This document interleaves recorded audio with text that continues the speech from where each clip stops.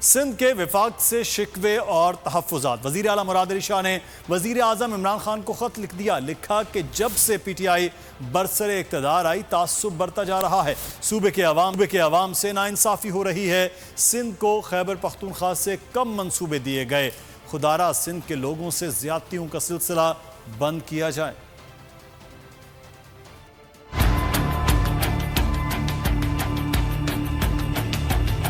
سندھ کے عوام سے ناانصافی ہو رہی ہے۔ وزیر اعلیٰ سندھ کے وفاق سے گلے شکوے۔ وزیر اعظم عمران خان کو خط لکھ ڈالا۔ مراد علی شاہ نے خط میں لکھا کہ جب سے پی ٹی آئی برسر اقتدار آئی ہے تعصب بڑھتا جا رہا ہے۔ سندھ کے خدشات تحفظات کو بار بار نظر انداز کیا جا رہا ہے۔ وفاقی حکومت کا ادارہ SIDCL کی سندھ میں ایسٹ انڈیا کمپنی طرز کی مداخلت ہے۔